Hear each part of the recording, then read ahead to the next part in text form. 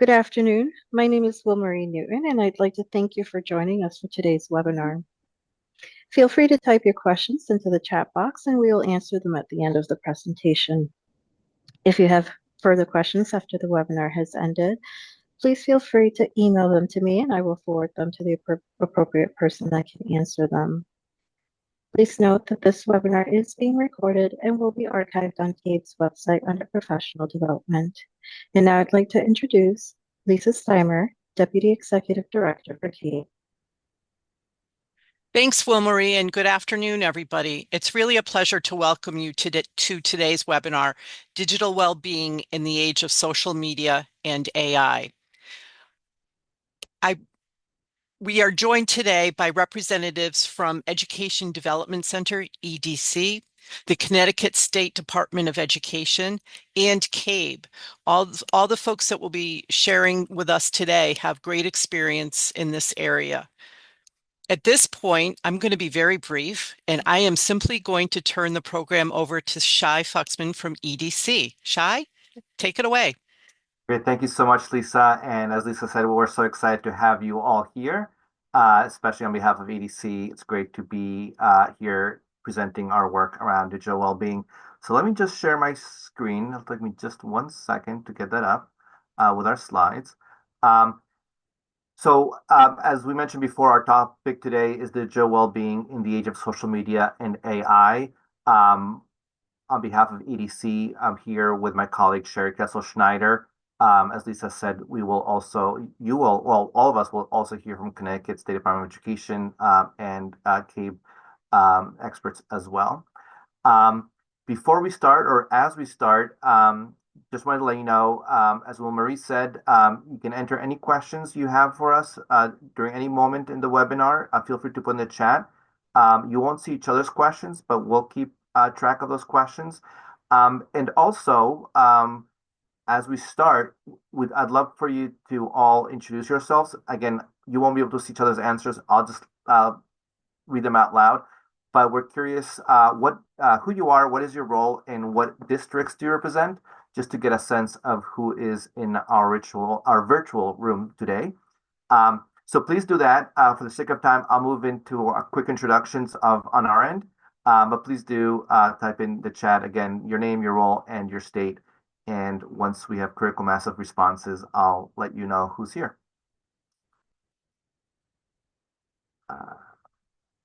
So just to go briefly over today's agenda, we're going to be talking briefly about why we recommend a comprehensive approach to digital well-being.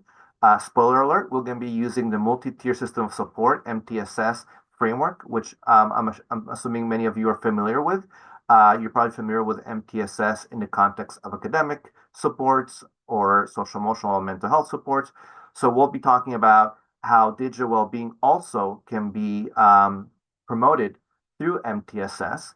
And specifically, we're going to be talking about what does some tier 1 universal approaches to digital well-being look like. And also, as the way MTSS works, what are some ways to identify and support students who might be struggling with issues related to digital well-being. And we'll talk more about what that looks like. And then we'll come back to talk about how to think about all these ideas and develop a comprehensive plan and some next steps. In middle of that, we're also going to pull in our colleagues from CABE to talk about recommended policies, and our colleagues from Connecticut State Department of Education to talk about the guidelines that they have as well. So this is the EDC part of the agenda, but we'll insert our colleagues throughout. So just briefly about EDC, we are a nonprofit organization based in Massachusetts, but we do work nationally. We have a lot of experience working with districts and state agencies, including right here in Connecticut. Just to put it out there, we provide professional development, consultation, and ongoing support to school districts and school district leadership, especially around MTSS in the context of mental and behavioral health supports. Which includes various subtopics, including digital well-being, which of course is the focus for today. This slide just shows you the different projects that we've worked on related to social, emotional, and mental and behavioral health well-being, including some of the work that we're doing in the state of Connecticut right now with DEMIS around suicide prevention. So that's just some of the work that we do in Connecticut and obviously in other parts of the country as well. But let me pause here and I'll just quickly go through the chat now. I see some of you have introduced yourselves. If you haven't yet, please do so. Again, I know you can't see each other's responses, but I'm just going to scroll and very quickly tell you, I see people from Valley Regional High School Library, so welcome, in Deep River, Connecticut, Granby, Connecticut, Canton School Board of Education, Portland Board Port of Education. Fun fact, I got married in Portland, Connecticut, St. Clement's Castle. Westport, Connecticut. By the way, I'm still married. So that Lyme and Old Lyme, Connecticut. Rocky Hill Public Schools. I see Canterbury as well. Rocky Hill. So welcome to the team from Rocky Hill Public Schools. Granby, East Lyme. So we have East Lyme, Old Lyme, all here, Brantford Public Schools. So welcome to you all. I see there's more of you coming in. So thank you so much for letting us know where you're all from. From my understanding of Connecticut geography, it sounds like we have representation from really across the state. So we wanted to have this presentation be somewhat interactive. So again, I'll ask you questions throughout and hope you can all join the chat and I'll just read the answers since you can't see them. So here's a question for you all to put into the chat. As you think about digital well-being, when we talk about digital media and the definition of digital well-being, we talk about both the positive ways in which digital media can support our students and also the negative. So how do we promote the positive uses of digital media? And at the same time, how do we become aware and address, potentially prevent the negative impacts? And so would love to know your perspective. What are specific ways in which digital media can can support students' well-being? And what are some of the ways it can impact them negatively? So again, these are the two questions. Please type them in the chat. I'm going to continue the presentation for the sake of time, but I'll pause in a few slides and read some of your answers so that we can all be part of the conversation. And we're going to try to also address some of the issues that you bring up just to make sure that we're being responsive to your thoughts, your concerns, and your goals for today's webinar.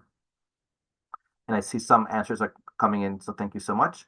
And I'll read them all, or I'll summarize them in a couple of slides. So before we jump into the specific approaches that we have found through our research and through our work at EDC to be effective around digital well-being, we really want to frame this conversation as about the importance of really taking a comprehensive approach. So there is no one specific solution, either a specific policy or a specific pedagogical approach that is going to promote digital well-being across all grades, K-12 or pre-K-12, and across all the different opportunities that digital media provide. Rather, what we encourage is a comprehensive approach that really thinks about the range of possibilities and the range of challenges to address with digital well-being. As I said before, this is just before we jump straight into why a comprehensive approach, we're going to be using the term digital wellness or digital well-being interchangeably. I should probably be using digital wellness. That is probably the correct term. We wanted to share a definition. This is the definition that we use so that you know what we mean by that. This comes from the Boston Children's Hospital Digital Wellness Lab. Digital wellness is the positive state of mental, physical, and social emotional health pursued through intentional, authentic, and balanced engagement with technology and interactive media. So we really, the definition emphasizes a holistic understanding of both the positive media engagements across developmental stages. As we said, we also want to think about how to promote not only the positive impacts, but also think about and address the negative impacts as well. So that's what we mean when we say digital wellness. And as I mentioned before, when we talk about comprehensive approach, the one we're recommending is MTSS. The reason why we talk about MTSS is because that is the approach that already many school districts in Connecticut and across the country use for academic and non-academic supports. And so using an MTSS approach to digital well-being is really about incorporating digital well-being into the systems that you already have in place in your school districts, likely. And so as you're thinking about how this applies to your district, think about where is your district right now in terms of using MTSS broadly, and therefore how to incorporate digital well-being into that existing approach that your district might already be using through MTSS. Very briefly, some of you are probably familiar with MTSS, so I'll just kind of provide some kind of key points about MTSS. The concept is that we have 3 tiers of support for students. Tier 1 is our universal approach. How do we support all students to do well academically, to support their social and emotional well-being, to support their positive mental behavioral health? In this case, in today's conversation, we're talking about what are those universal approaches that help all students promote digital well-being. So our policy, for example, impacts all students. A specific module in a health education class, for example, supports all students. A school-wide campaign impacts all students. So those are all tier 1 supports. What MTSS also recognizes is that while a strong foundation in tier 1 helps all students, some might need additional support. Some students might be struggling. In this case, we're talking about, and we'll go much deeper later in the conversation, students who might be struggling with issues related to digital well-being, the intersection between digital well-being and mental and behavioral well-being. And so how do we support those students, those with low to moderate needs through targeted supports, what we call tier 2, and for those with really intensive, in this context, mental health needs through tier 3 supports. So we'll be talking more about what that looks like in the context of digital well-being. The reason why we, in general, promote an MTSS approach for mental and behavioral health is because all students need mental behavioral health promotion. We all need to know how to take care not only of our physical health, but also of our mental and behavioral health. That's our tier 1 that all students need. But we also need to recognize that some students, because of different contexts, different factors in their life, might need additional supports. On the right, what you see is some examples of reasons why a student might need additional supports, whether it's a biological predisposition to mental and behavioral health challenges, or experiencing trauma, or different types of trauma related to that, experiencing acute or chronic stress, or other types of risk factors.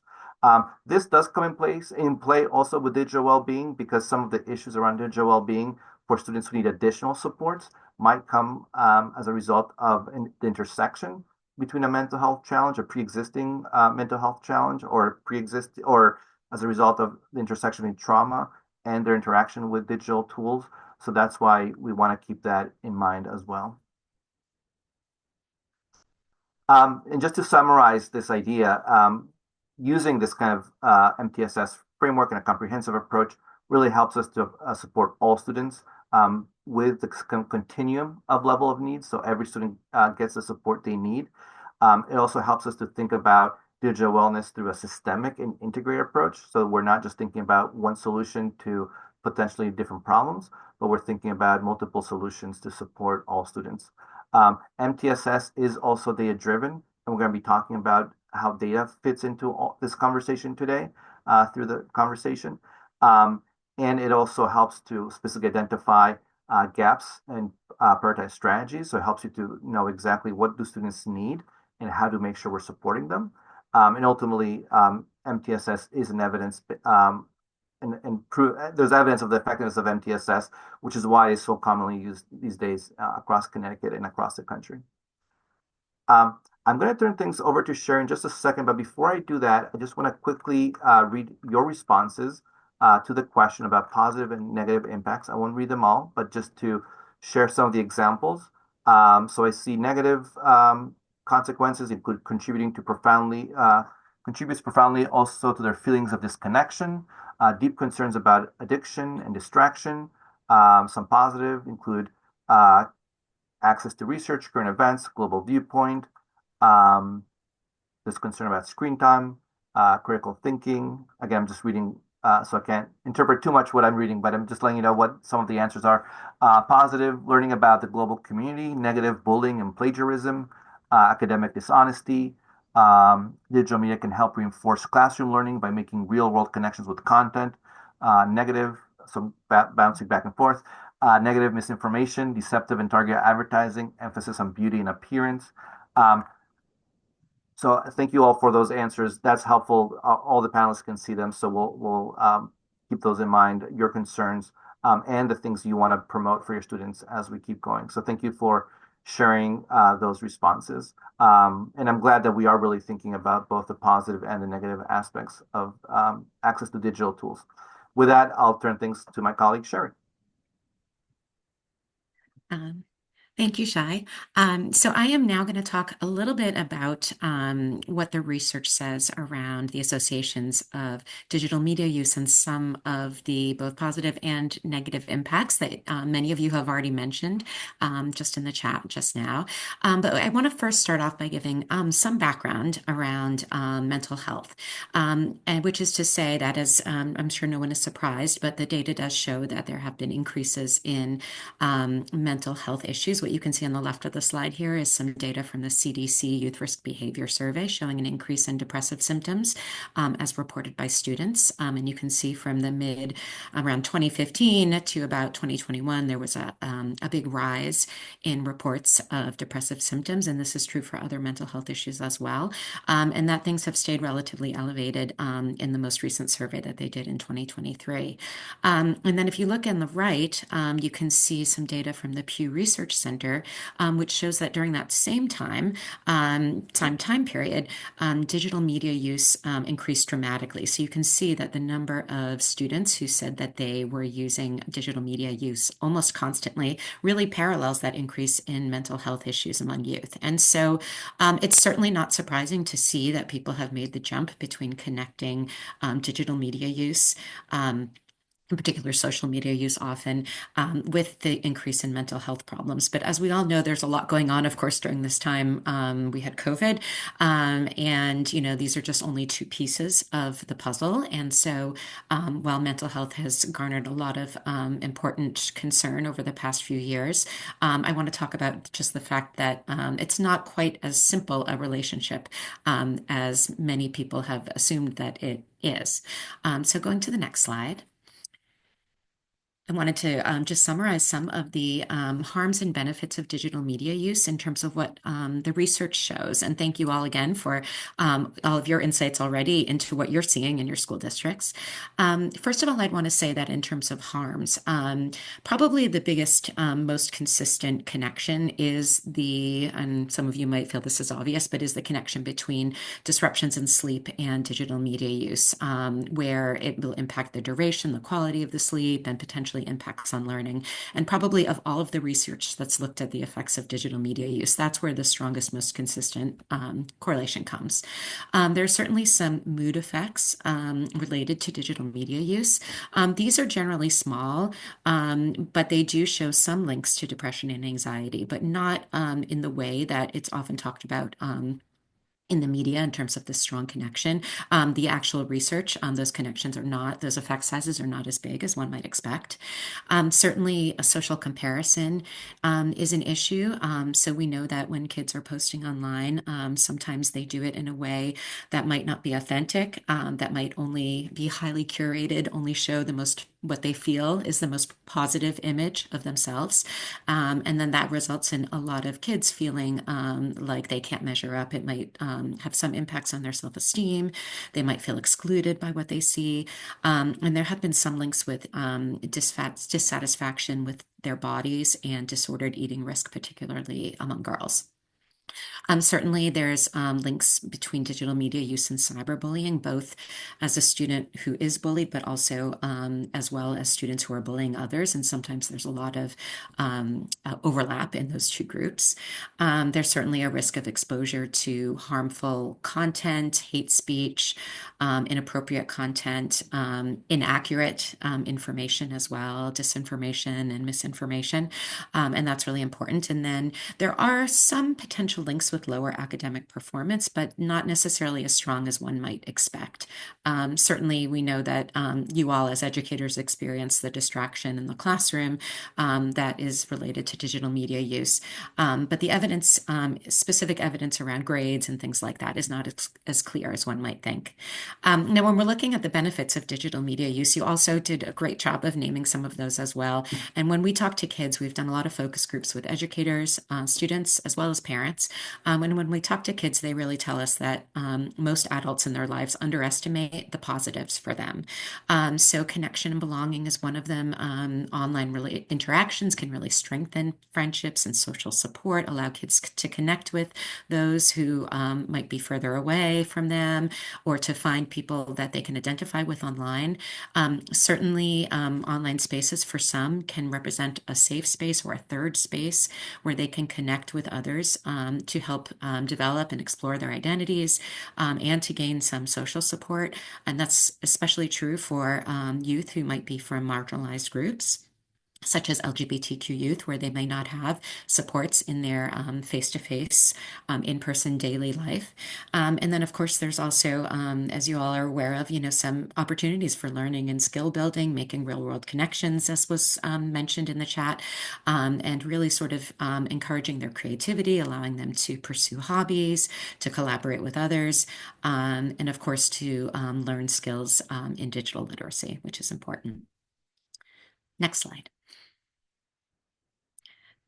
So I want to talk about evidence related to AI, and here the body of research is much newer in developing, nascent, you might say. And so some of the potential harms are related to, there's really sort of a lack of clarity right now in the research on the potential negative social, emotional, and cognitive development effects of using AI. But there is, the likelihood that it may be undermining development of interpersonal skills. There's also the risk of development of bias based on the data sets that are used to train AI. Kids may develop biased views of things based on what the AI is feeding to them. There's certainly privacy concerns related to engagement in AI. And then with respect to mental health, this is really very interesting right now because, of course, I'm sure you've heard about some of the really negative or really terrible, instances in the media in terms of chatbots and student suicide attempts and things like that, and the chatbot maybe even encouraging that. But really, there are a lot of ways that students can get support online from from using AI. And so there really needs to be more research into, kind of what is the impact of associating with an AI that might lack human judgment or empathy, and especially when that might substitute for supports in person. But there also are a number of benefits, and among those are learning and educational support. AI can really help personalize a student's experience, adapt to their pace, provide them with feedback that can be related to increased engagement and autonomy for the student in learning. And it also can help them to explore their creativity and help them think about new ways to interact online. So there are some positives as well. And again, AI is speeding quickly ahead. And there's going to be some time before the research really comes out to provide more evidence about the positives and negatives and how they interplay with each other. Next slide. So there are a lot of variations in findings. As I said, the findings aren't necessarily as strong, particularly around mental health, as one might think from listening to the media. And so I want to just mention a couple of the factors that play into that. The first is effect sizes. So most of the relationships that are found in research are relatively small, other than, as I said before, the connection between digital media use and sleep. That's the real consistent one, and it makes sense for that. Also, a lot of the studies are are cross-sectional in nature, which means they're just looking at a snapshot in time, and we can't really confirm causality. Is digital media use causing mental health problems? Are students with mental health problems more likely to use digital media more often or in different ways or in ways that exacerbate their mental health? And so that's still something that's being explored, and there are some longitudinal studies happening now. There's also a lot of varied findings based on really based on the multitude of ways that students can use digital media. So are we focusing on active engagement, posting and messaging, which can support well-being versus passive scrolling, which is more likely to be harmful for youth? Are the studies focusing on the quality or the quantity of use? Early studies focused mostly on quantity because that was easier to measure. But now there's really much more of an emphasis on the quality of online experiences and the belief that that really is much more important just than the amount of time that a student's spending online. There are also a lot of contextual differences in terms of what platforms are being used, why the student is engaging online. Is it educational, entertainment, for social reasons, etc. And then the last two things on this slide, which is why I have arrows there, really point us back to the MTSS approach because first of all, there's developmental sensitivity in terms of the level of vulnerability that students may have to social pressures, disrupted sleep, etc., in early adolescence. And there are also a lot of individual differences. The effects of digital media use can differ by gender, by the context in which the student's using it, by other characteristics of them as an individual, the types of offline stressors they may be experiencing, other pre-existing mental health issues that they're dealing with, et cetera. So that really speaks to the fact that the effects are the needs of different students are different. And that's what makes an MTSS approach seem really fitting for this topic area. So moving into the next slide. So first, I'm going to talk a bit about Tier 1 approaches to promoting digital wellness in school settings, and then Shai will be talking about Tiers 2 and 3. So the first one I'm going to go to, next slide, has to do with school smartphone policies. I'm sure that that is something that all of you have given a lot of thought to. And what I can show here is just there are generally three categories of policies, although certainly there's a lot of nuance and variation in between these. But generally, there are the bell-to-bell policies where devices of students are inaccessible during the school. The school is storing them. There are off and away policies where devices are stored by the student and powered off, and also limited use policies. And again, there's many more variations on all of these, but those are just kind of three general categories from most strict to less strict. And of course, some schools, have even more less limited policies, excuse me. So, I wanted to just mention quickly that in terms of research, again, just like the research on the effects of digital media use, the research on policies is also very new and very limited. There is some evidence that policies limiting cell phone use in school may have some positive effects for kids who are already struggling academically, as well as for students who are of lower socioeconomic status. And certainly there are reports that when these bans are in place, it does limit distraction in classrooms. And anecdotally, there's a lot around increased improved school climate in terms of kids having more face-to-face interactions. And there's even a study that shows more physical activity during recess time when phones are put away. But what is the most important is that we know that policies are most effective when they're done in combination with other efforts around digital wellness.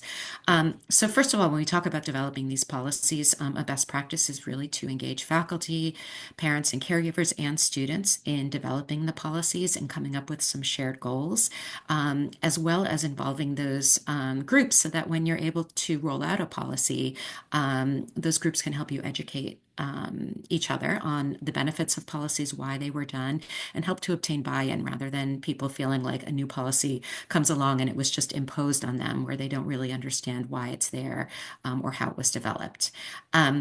It's important to align it with some of the other strategies I'll talk about in a second, both pedagogical approaches, school climate approaches, etc.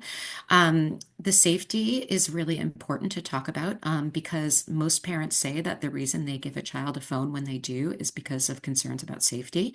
So we want to make sure that we are able to let parents know what the protocols are if they need to reach a student, if something happens in the school that might be related to student safety, that they have ways that they'll be informed.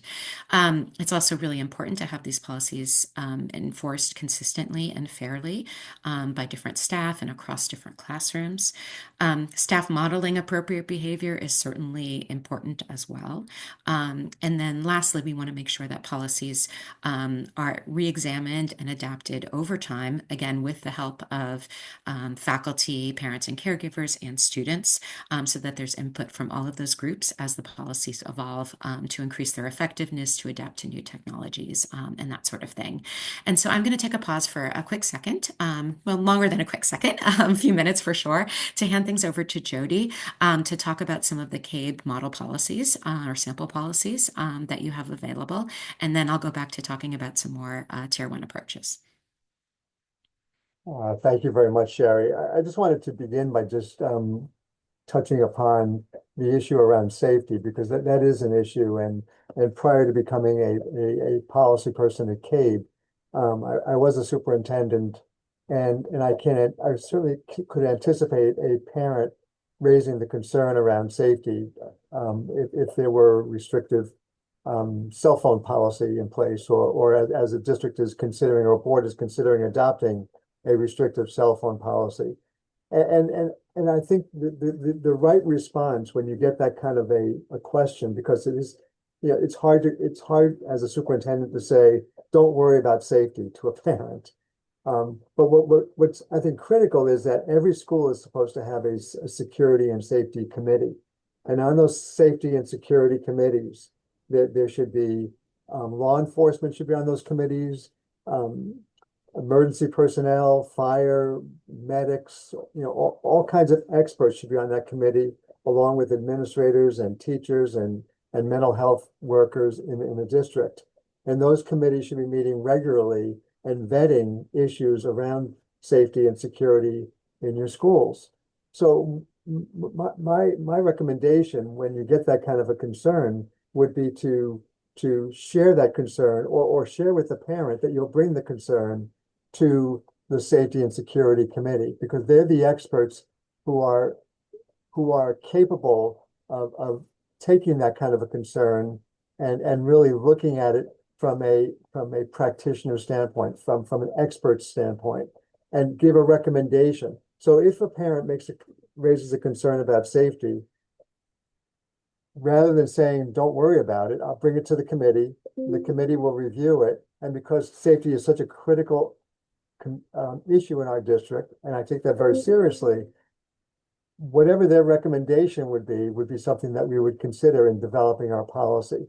What I can say is, from my experience, is that if you're talking to the chief of police or chief of fire or practitioners in those fields, they're going to come back and say that the last thing we want is for children to have cell phones and talking on their cell phones when there's an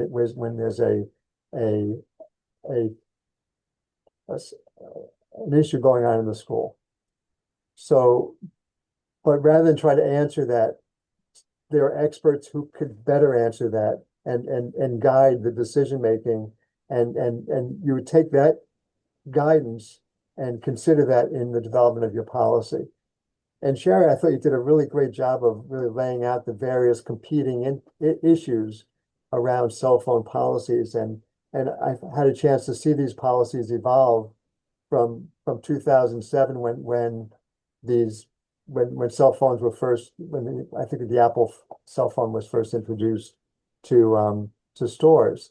So originally, when those cell phones and smartphones were available to children, the approach was, these are going to be tools for technology tools, and help children access a wide array of information, and teachers will be able to use these as tools to help children acquire information because they're powerful and they provide, and they are a great tool. Over the years, we've seen issues of social media, and the phones themselves aren't the issue. It's what students use the phones for, which now is primarily for social media and to access and to communicate with their friends and to be aware of what's going on with their friends.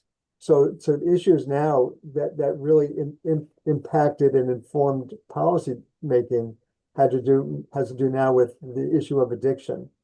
And just like you can't create a policy around just say no to drugs, just say no to technology for students. If there's an addiction, it's a whole nother level of concern that schools have.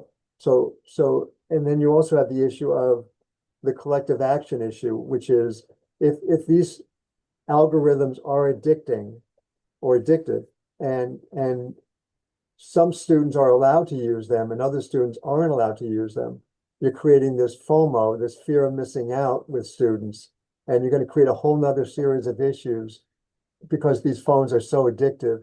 And if students don't have access to the phone and other students do have access to the phone, now you're creating an environment where you're going to have greater anxiety, greater concerns around mental health and anxiety, because students are wondering what's being said about them while they're sitting in a class where the phone use is restrictive, where in other class it might not be. And then you're putting significant pressure on teachers who one teacher will keep it restrictive and another teacher will keep it less restrictive, and you're creating a tension amongst teachers, and you're not really addressing the issue.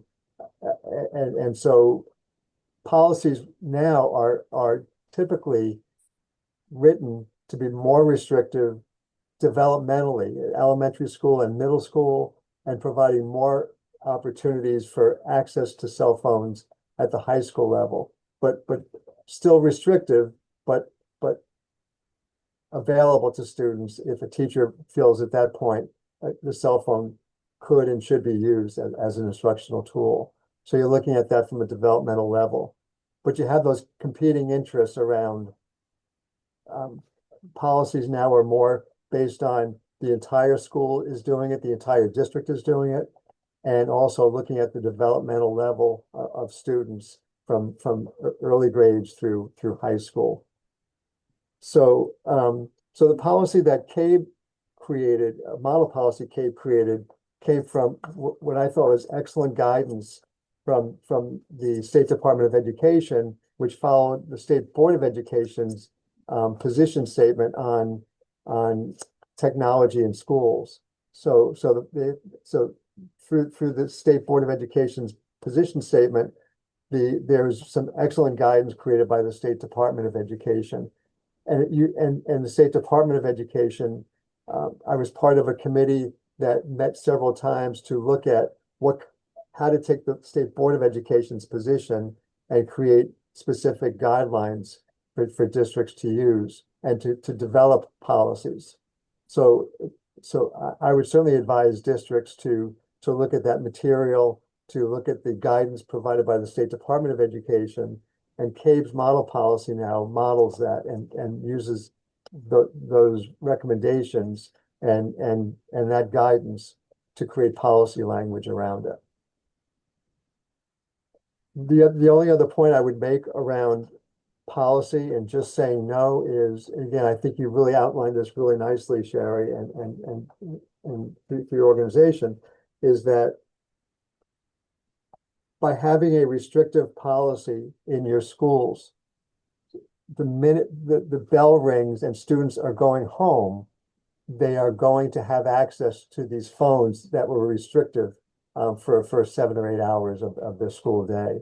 And so what are schools doing to ensure that students know how these algorithms work, how addictive they can be, and to provide real tools and supports for students to use these phones effectively and safely when they're no longer in school buildings and being supervised by teachers, and often with parents working, supervised by no one for a period of time in their rooms. And so schools, I believe, are more compelled now to have clear curriculum standards from kindergarten through 12th grade, a real approach to helping students understand not only simply how to use these tools effectively, but also how algorithms work and how they can and how they're being implemented by algorithms. So I think all of those things are things that school districts really need to consider beyond just simply saying you can't have a phone from 8 o'clock till 3 o'clock.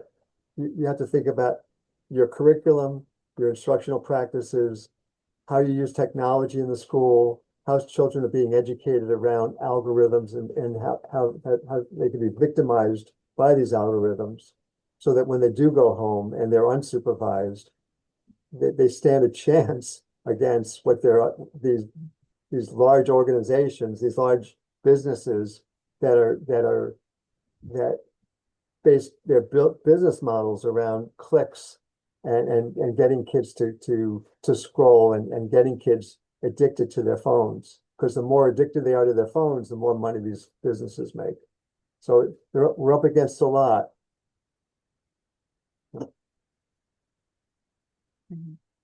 Thank you so much, Jody. And that is a great lead into the next slide, which actually has to do with some of the things that you were just talking about. So we know that, the kids are going to use their phones after school, and they're going to bring the experiences that they have online into the school building with them, even if they're not using their phones. The impact of those experiences does persist. And so, we really want to make sure to, think about how to integrate appropriate K to 12 digital wellness education into the classroom, with a real focus on how can we teach those self-management, self-regulation skills so that kids are empowered, that they can use those devices appropriately when they do have access to them, when they are left alone, that they can make good decisions.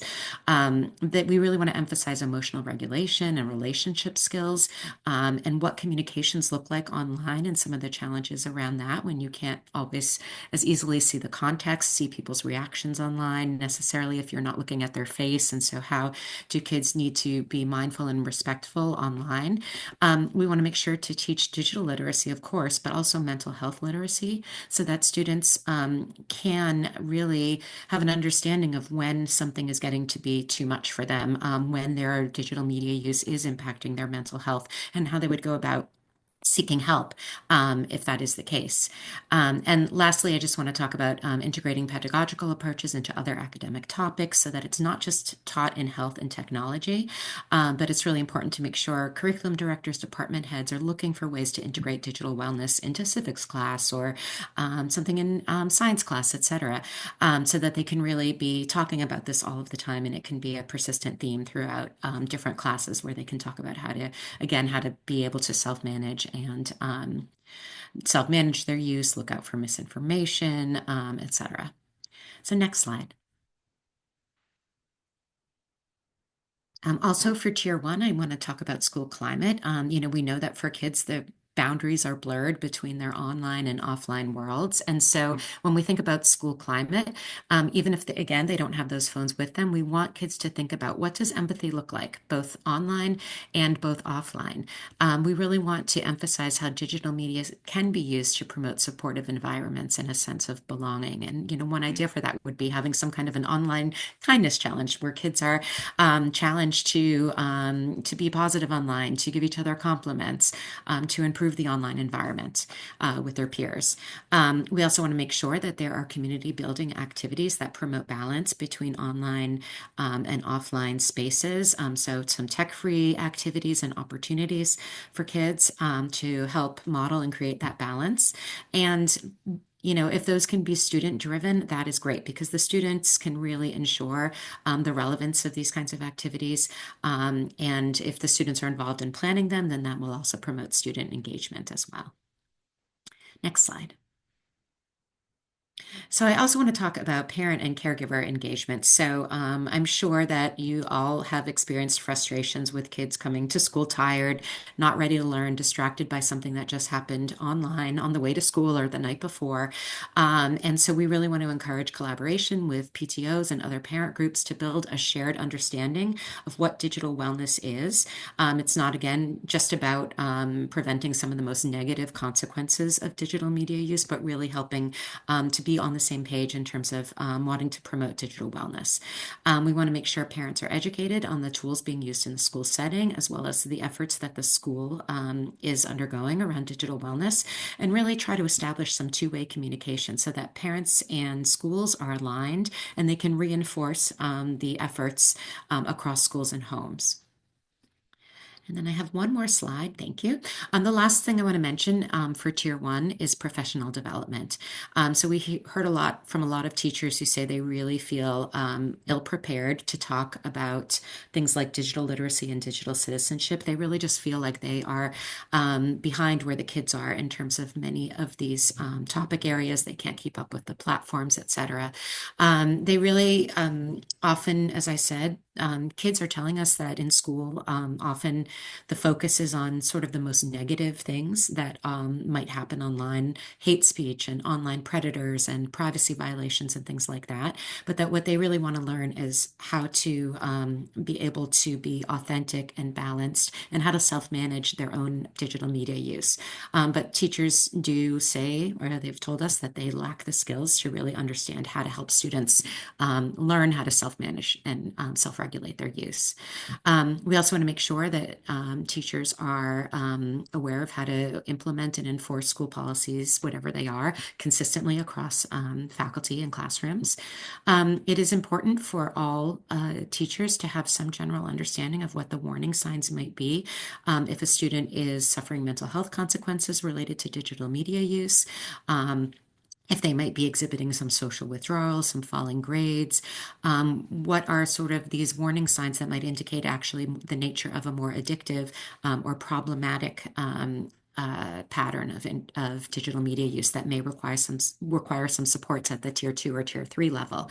And lastly, we also want to make sure that there's some education around digital media use and mental health, both as a potential harm as well as a support. And again, students told us that, that they wish adults understood that balance more for them, and that they really want to make sure that teachers have a better understanding of the everyday experiences that they have around their digital media and how it can impact them in all ways.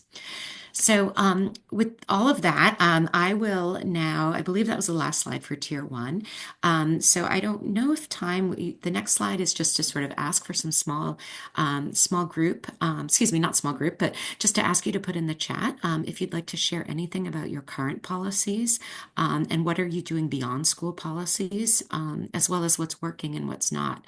I know we're running a little bit late on time, so I don't know if we should, if you all could maybe put that in the chat, but then we could maybe hand things over to Shai and we can kind of reflect back on your answers to these questions. Would that make sense to all the presenters to do that?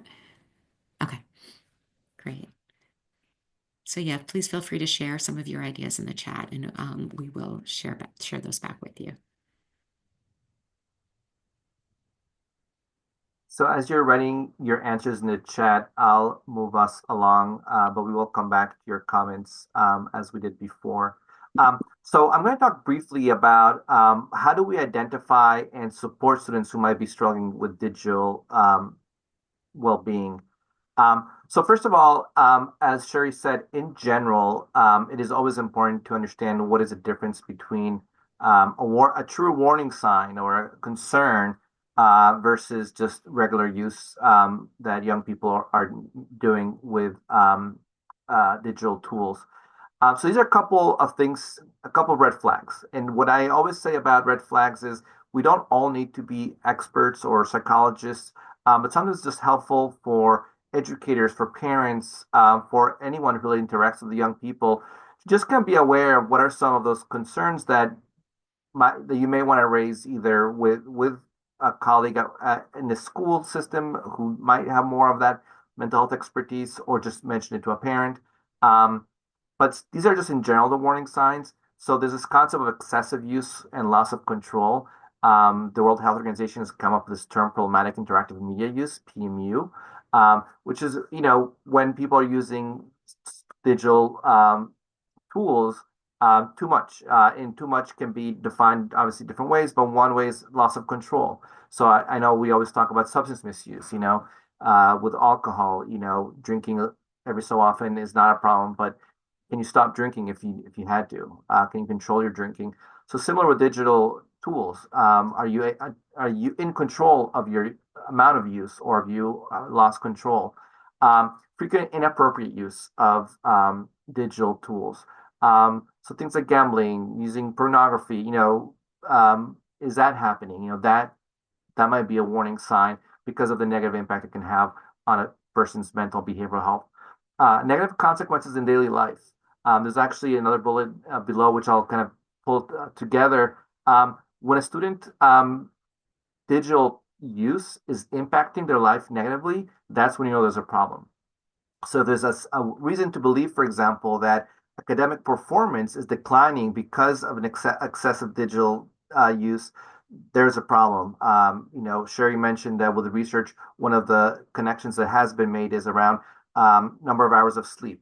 If your digital media use is impacting your sleep, which then impacts your daily functioning, that's a concern. So those are all the things that are warning signs. The other two at the end, social withdrawal. So if you're spending more time connecting with people online than in person, that's an issue, because we know those interactions are just not as meaningful online as they are in person. And then mood or behavior changes. And actually, I skipped another one, emotional distress from online interactions. So as Sherry said, sometimes the way people express themselves online is not always in an authentic way. If watching other people's lives on social media, on Instagram or Facebook, makes you depressed, makes you anxious, makes you worried, that is also a warning sign. So these are just general warning signs. With AI, there's some specific warning signs. So Sherry mentioned, using chat bots to receive advice on risky behaviors such as suicide or eating behaviors. We know from media stories and anecdotally that AI is not always the best consultant or the best supporter of young people struggling with these kinds of questions around suicide, eating behavior, substance misuse. So that's not a good that's a warning sign when someone goes to a chatbot rather than an individual for these kinds of concerns. Using AI to create harmful content. So AI has this amazing ability to create images or videos of things that don't really exist. Obviously, if you're doing that in a way that can harm yourself or others, that's a warning sign. And using AI for social connections. So speaking with a district administrator a couple of weeks ago who said that in their middle school, there's girls who are creating boyfriends out of AI rather than interacting with their peers. So these are all kind of some of the concerns one might detect. Now, it's important to keep in mind, as educators, we have so many things on our minds and so many responsibilities. This is not meant to be a call for all educators to become experts on this and for them to be responsible for detecting these risky behaviors, especially because so much of it could be happening outside of the school building and outside of school hours. So I wanted to clarify that it is important to know what those warning signs are, but we all have a responsibility in the community to to the extent we can, to the extent that these warning signs show up in our interactions with young people, to know what they are, to identify them, and to know how to seek support. So with teachers, counselors, and other staff that might be providing some professional development in terms of what are those warning signs that they might be able to see in school, and then who to talk to, who do you refer to? This goes back to the MTSS context. This is something we talk about any kind of mental behavioral health issue. It's always good when educators know what those warning signs are that they might be able to see, and then who in the building do you refer for additional consideration. Parents and caregivers, we want to make sure that they know what are the concerns to look out for. So what are some parent resources that we can provide schools? I know that many districts will say that parents will come to them and ask them for these resources. Again, not that school districts need one more thing on their plates, but to the extent that we can support parents and caregivers because of obviously the interaction, as both Jody and Sherry talked about, what students do with digital media outside of school can impact their functioning in school. So supporting and engaging with parents and caregivers is helpful as well. And then lastly, peers and students themselves. So again, both Sherry and Jody talked about the importance of helping students understand how to use social media responsibly, and potentially also to teach them what are some warning signs that they might see in themselves or in others, and how they can seek help, again, for themselves or for others, if these warning signs come up or as they come up. So just very briefly, I'll just talk about some of the supports that schools can provide. Again, digital media really crosses both inside and outside the building. But schools can do there's some things that schools can do. Mostly with tier 2 supports, we talk about integrating digital media and the concerns around digital media into existing tier 2 supports. So first of all, tier 2 supports are supports for students with low to mild needs. So some target additional supports, some skill building that might be helpful for students.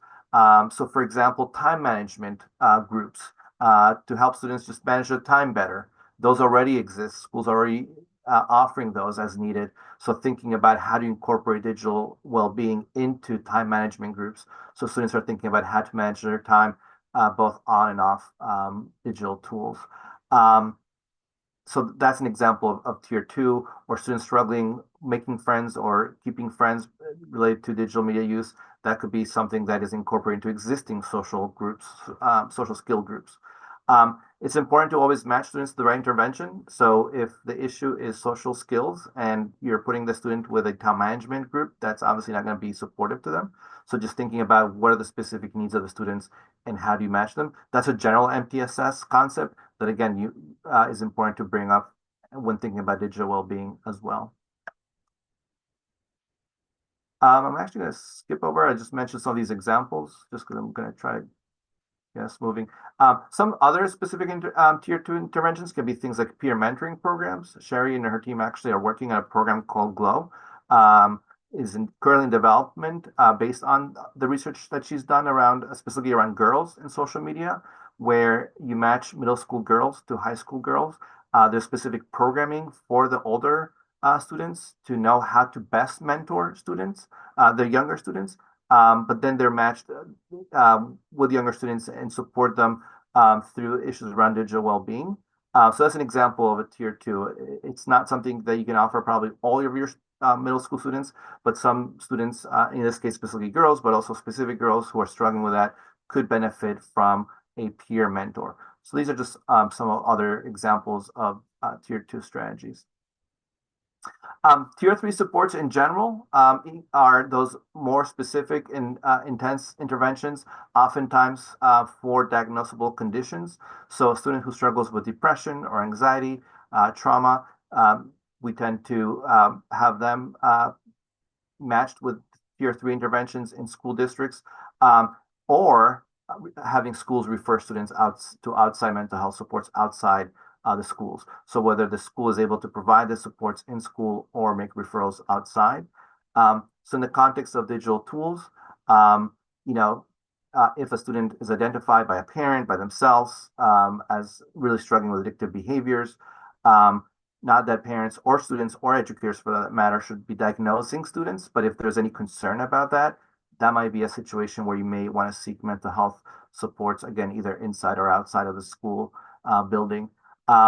There's also situations in which, Sherry alluded to this, an existing mental health condition might be exacerbated by digital use. So keeping in mind that as well. Obviously, if there's an existing mental health condition, hopefully they're getting the support they need anyway, but bringing the conversation with a mental health counselor around how digital uses might be exacerbating that. Again, whether that's something the parent does or the student does is something to think about. And also think about trauma related to digital use, including things like cyberbullying. So these are different circumstances in which a student might need that intensive supports as well. And again, when we think about tier 3 mental health, there's so little that schools can do. So thinking about what can be done, both inside or outside, referring students outside is important. I'm actually going to skip over this. I'm actually going to skip over this too, just because we're running out of time. And what I'm going to do is I'm going to stop sharing my screen and invite our colleagues from the Connecticut State Department of Education to join this conversation.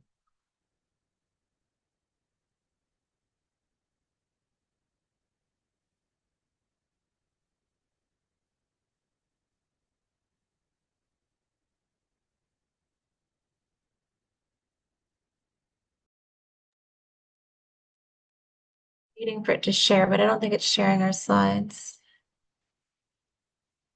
We do see your slides.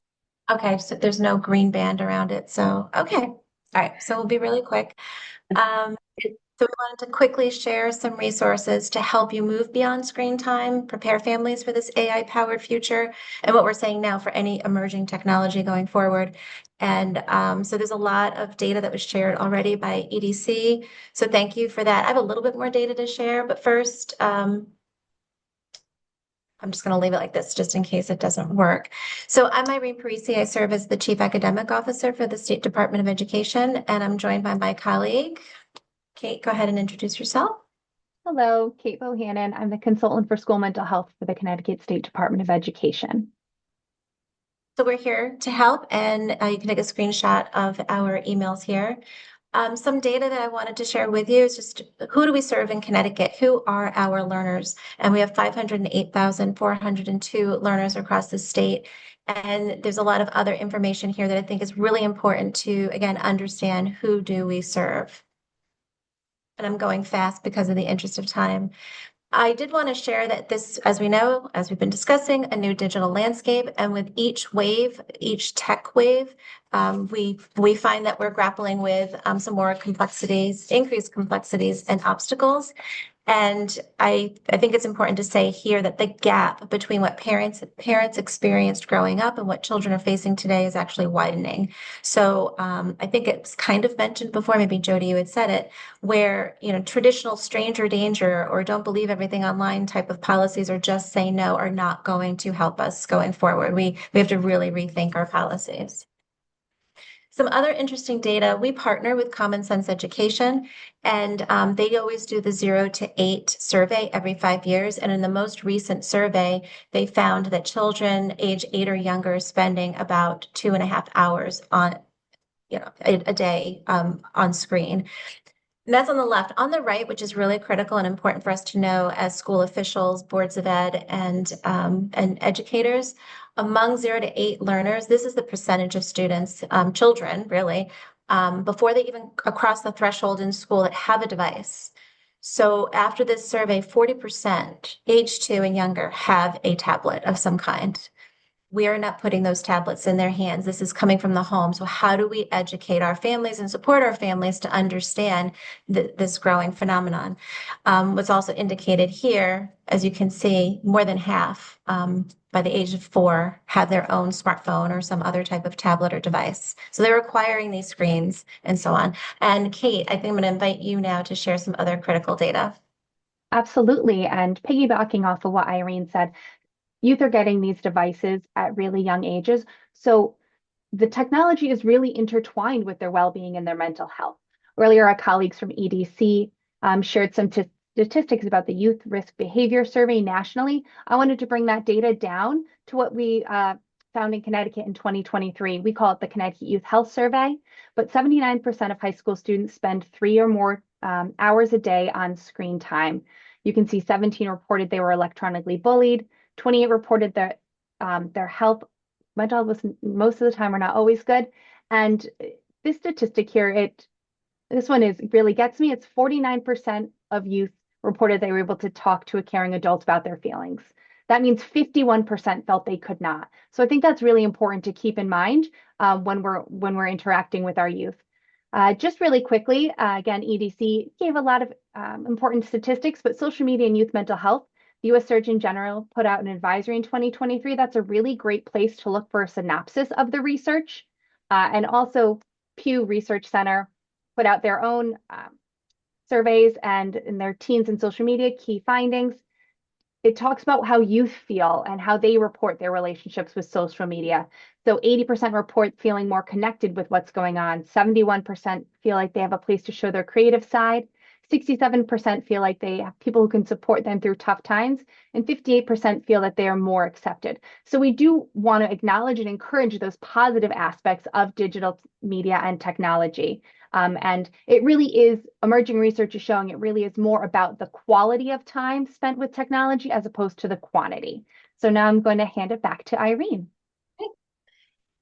And thank you for underscoring that. And I wanted to highlight again two things that we've done. So the position statement that was referenced already, I did put the link in the chat. It's 8 pages long, and that was intentional to provide scenarios of like, what could this policy look like if you were to develop it locally in elementary, middle school, and high school. We tried to anticipate what the needs might be, allowing for the flexibility. And I think that's what we're kind of grappling with right now. Governance and shutting it down versus intentional use, and how do we strike a balance with that? And to learn more, what we did this on the right-hand side is a press release that we launched, where is a two-pronged approach to release our digital citizenship curriculum K-12, as well as an AI pilot that is still underway, where we're working with 6 districts across the state at differing locales. But I'm going to hover over the digital citizenship and the idea of digital citizenship in the age of AI, and you can see these bullets here are some of the key concepts, core concepts of the digital citizenship, which is now being called digital literacy and well-being curriculum. We want to ensure that we develop ethical understanding and interaction with any type of emerging technology, be responsible for the use, you yourself being private and protecting your data. And critical thinking, I think I saw that a lot in the chat. This is about developing those critical thinking skills so that students can critically evaluate what they are receiving and be informed and make those ethical decisions. So I wanted to share, because I believe I saw it in the chat, someone was asking, do we have resources? Absolutely. So the State Department of Education worked with Common Sense Education, a national partner, and we adopted their K-12 digital citizenship model curriculum. The QR code is here if you want to take a picture of it, or just find Go Open CT. Go Open CT is our digital library for all of our model curriculum. So it's standards-based. It's driven by the standards. There are lessons. There's a lot of resources to connect with families. And Danielle in the chat from Rocky Hill, who is one of our participants in the AI pilot, she's right. For the well-being curriculum, it's through K-8, but the good news is they are going to be expanding to grade 12. So with this curriculum, we say start here first. Don't leap to the technology. Develop these knowledge, skills, and dispositions of your learners, because then whatever technology they're interacting with, they are more equipped to really engage with that type of content. I'm going to skip a few slides to get at some of the resources that are embedded in the curriculum. I think it's important for you to see that. So this I'm sharing here is a sample lesson. And so for grades 6 through 12, there's an essential question that is asked of the student. And really thinking about your values and technology. And so they provide the students with this grid. Go ahead and choose 2 to 3 values that really resonate with you, and they can circle them or put a check mark or whatever. And then they are asked to actually think about your daily phone use, and does it conflict or hinder those values that you're trying to develop? And then there's a lot of conversation and really asking them to develop some really good digital wellness check-ins. So that's just one example of the exercises. Some other resources that are in there, and hopefully this QR code will work. You don't have to reinvent the wheel. So with this digital citizenship curriculum, there's a whole parent toolkit, not only for digital literacy, but for AI literacy. So if you really want to have fun, go to Common Sense Education, scan the QR code, and you would be able to access all the materials. They're very engaging. So I'm going to share a few with you. I'm going to jump. So they have a lot of family activities, and they really ground it in writing, in paper. So these are printable. They're available in both English and Spanish. So you could, as school officials, download these resources if you want to then photocopy them, send them home as a weekly folder that goes home or communication. And the card on the left are just really more your K2 grade band. And just having these questions, the families can be equipped with questions like, which would you rather? Would you rather watch your favorite show or play a game on or off screen? And let's talk about that. Why are you making that decision? And then they increase with age to grade 3 and 4, as well as into high school. So there are actual activities you can engage your student or your child with in high school. There's also family action planning resources. So you talk about building a tech plan at home.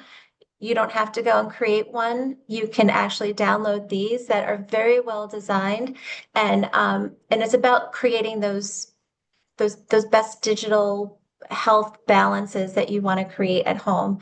So this page is really just the whole take-home kit. I wanted to provide you with all the QR codes. So there's the digital citizenship curriculum, then there's the tech planners, the Parents' Ultimate Guide to Generative AI, as well as the AI Literacy Toolkit for Families. This is an opportunity for school districts and officials to create a plan on how to launch. You can start with one or go big and start with all, but the resources are here and available now for you to thoughtfully plan with a team that you might bring together, and then think about, how do we have a school-wide or a district-wide campaign for this? There's also a learning partnership pledge. So I'm kind of asking you to commit, and then you can do the same and turn it around in district. How do we commit to engaging in future forward conversations? Leaping to governance and shutting down things is not the best answer. So you have to talk about it, put it on the table, and discuss those key topics that were already mentioned by our EDC partners and certainly CABE. But if you talk about it and create this learning partnership pledge, you just might be able to develop something that we can all practice and build some good habits with. And we always ask, just this was kind of for us now, but we're short on time. Like, how do we end with an action, if you will? But just reflecting on the habits that have been established, and this could also be shared with families at home. How do you set reminders too with your families to do these types of check-ins? I believe, Kate, you wanted to share some connection to other services. Absolutely. As we all know, what happens in the digital space doesn't stay in the digital space, and it impacts our youth in a real world time. So wanted to just share some resources. I'm sure you all are aware of supports in your schools through school-based health center or community partnerships in the local community. But this top website, connectingtocarect.org, is a great one-stop shop for other resources and supports and how to navigate the behavioral health system in Connecticut. They've got a really informational tool called the Assisted Intervention Matching Tool, where you can click through and specify the type of support you're looking for based on the situation, and it will make recommendations. I think it's always important that we highlight our crisis resources here in Connecticut, particularly for these students who are struggling with depression or the impacts of cyberbullying and what have you. Youth Mobile Crisis, most people, we're all familiar with that. 988 is the Suicide and Crisis Lifeline. Those actually both triage to the same call center at United Way. So calling 988, you will get our mobile crisis providers. What's great about 988 is that it uses geolocation to connect with local supports nationally. So it doesn't matter what your area code is, it will get you to whatever support is in your geographic location. Another great resource is our urgent crisis centers and Hartford, Waterbury, New London. So that is a place where adults can bring their children to get assessed right away and get connected to supports if you do have concerns around safety. So thank you, Irene. Great, thank you. And lastly, it's just our contact information. So when we have more time, we could dive deeper and actually do a simulation of the activity. So we're here to assist.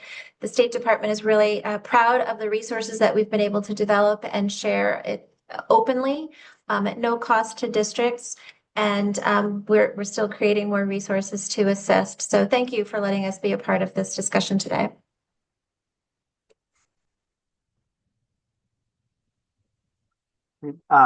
So I know we only have a couple more minutes before we want to let you all go.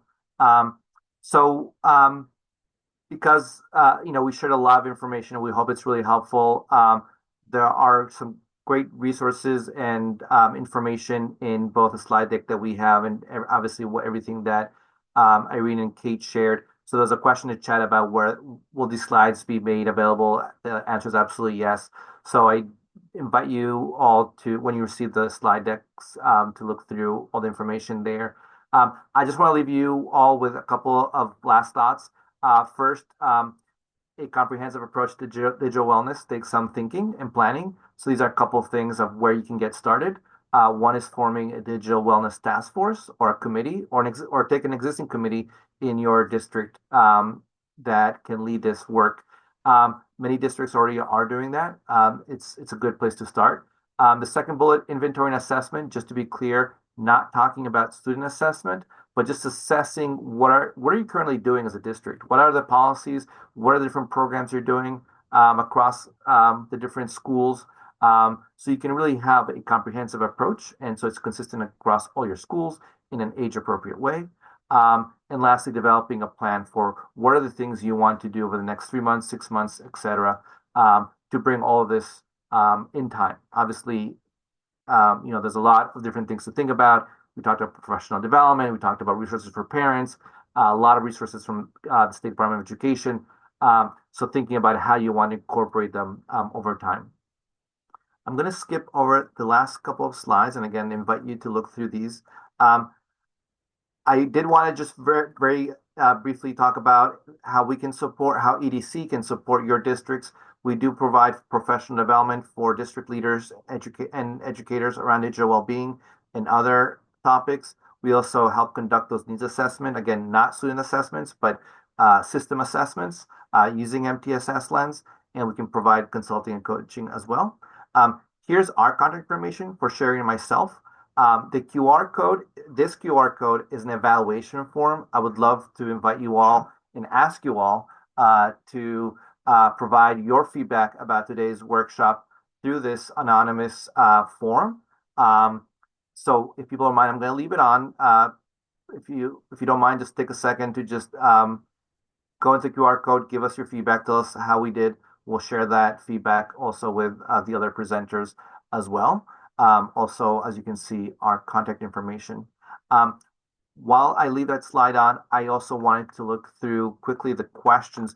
I know there was one question that Jody, you already answered about in the chat itself about would schools be held responsible for the loss or damage of any phones that are confiscated or that are put aside? I don't know. I know it's already past 1:15. I think we all can stay for a few minutes to answer questions if others can stay as well. So Jody, I don't know if there's anything else you want to add about that specific question. No, again, I can't give legal advice here. I'm not an attorney, but certainly looking at I wouldn't include it in a policy, but your regulation should really get into specifics as to dealing with confiscation of a phone and establish a chain of custody and answer a variety of questions. When is the phone to be confiscated? Who will confiscate it? Where will it be sent? What if the person isn't there? Where it will be held? I think if you have those specific processes in place to ensure that it's not just simply a teacher taking it, leaving it at a desk somewhere, leaving it on a table, you'll have a much better, and you share that plan. You make sure parents are aware of that plan. I think you have a much better case in dealing with a parent who claims that a phone was stolen or was broken. So I would just encourage you to look at your regulations and spell those procedures out. There was a question that I don't see anymore, but Irene, you had already answered, which is, are there curricula, is there guidance or skills curriculum for schools teachers to follow digital literacy? And Irene, as you said, there's the State Department of Education offers those. I know you mentioned those in the slides, but I don't know if there's anything else you would want to add. I put the link in the chat so people can go to Go Open and they have access. I also added the family engagement kit to the chat. And then there's another question, when and where or who in schools is the best used by health wellness teachers? I'm not 100% sure I understand the question. health wellness teachers are definitely, and if the person who read the question wants to elaborate, I'll speak a little bit about the answer and let others panelists do as well. But if there's further clarifications, feel free to chat those in. I think I would say, and as Sherry discussed, health wellness teachers are definitely, and health wellness classes are definitely one place in which talking about digital well-being is definitely an important opportunity. We talk about the importance of mental health literacy in health classes. So adding digital well-being in that context as well. Um, but there's, as Sherry said, there's other opportunities as well. So it's not just a health wellness topic. But Irene and Kate, I don't know if you had any specific in terms of the resources you provide, if there's anything that you would recommend for health wellness teachers or for schools to think about how to teach this, how to use the curriculum you offer. Sure. I was just typing in the chat. We're all responsible for ensuring this, so it should not be siloed in one class or one content area. This is cross-cutting, which means these conversations should be going on daily because the students are not only interacting with the content, but they're interacting with the tools in every classroom throughout their entire day. So the more that the teachers are equipped with the resources which we've provided and time for professional learning, then they can see the signs and engage in the conversations across classrooms. It should not be for just media specialists. It should not just be for tech integrationists. This is so much more than that. This is really everyone's responsibility across all classes. Yeah, I would agree. And to echo that, another place that may fit is in your mentor or an advisory group, as those are different teachers from all different disciplines delivering the content. I'd also encourage you to keep this curriculum in mind when you are using a restorative practices model. If there is a student who's exhibiting inappropriate technologies or problematic technologies, a refresher of one of these lessons or a one-on-one delivery of a piece of this curriculum could really fit into that piece to make sure that they understand that their online behavior has real world implications. And I just saw the last comment by Kim, struggle is how to get staff to create this environment. It's the top and the bottom. You have to create the synergy. The district leadership team should be the champions of this and say this, and the board of education to say, this is what we value, and this is how we're going to support you in your classroom. And then let the teachers come to the table and think about what's the plan for ensuring that this happens, because there are districts that are doing this very well. So we know it's doable, but it really is, you have to come together, all come together and create the environment for this type of learning and go back and monitor and say, how's that working for us, and evaluate it and say, what more do you need from us to ensure that this is happening? Because as we've said before, it's not going to go away. And the more that we develop these knowledge, skills, and dispositions of our learners, they will be that much more ready as they go on beyond high school. Thanks. I'll say we have probably another minute or two to answer questions. I don't see any additional questions in chat, but if there are any, feel free to add them now. In the meantime, Sherry, I don't know if there's anything you wanted to add to this discussion about how and where and who should you fit these lessons? The discussion, it reminded me of a comment that we once heard from a particular student in a focus group who said, we learned about our digital footprint, but that was in sixth grade. Well, I didn't care about my digital footprint in sixth grade. I was really impulsive and I just responded to everything at once. And so I think just that comment, and she said, but when I was older, I understood it better. So I think that just kind of points to the, need to continue to introduce and reinforce various concepts to students over time. Some kids might get the digital footprint piece when they're younger, but some might not fully understand that until they're older. And so just kind of this reinforcement of what's developmentally appropriate overall across all students, but also thinking about the variations in different students' needs over time. So integrating these lessons, throughout the grades is really important, as is just not just in health or not just in technology classes, because kids often don't get those in every grade. So it just reminded me of that comment. And just as the content and the approach should not be siloed, and certain teachers should only be teaching certain things. I also would argue that policy shouldn't be siloed either. And you can certainly look at your school climate policy a lot of the issues that we've heard about today and issues related to anxiety and mental health and well-being all stem out of having a strong school climate policy and following it and having the committees available and ensuring that they're looking at issues related to technology as well. Thanks, Jody. It's a very hot topic. Someone just put in the chat. I definitely agree. Both the mental health and the intersection of mental health with digital well-being. I don't see any further questions in the chat before I turn things back to Lisa and Marie. Any other concluding thoughts from any of the panelists? Seeing none, I'll turn off our screen and just say, just on my behalf, and if this panelists don't mind me saying on your behalf as well, thank you all for joining us and for engaging us in this conversation. Great.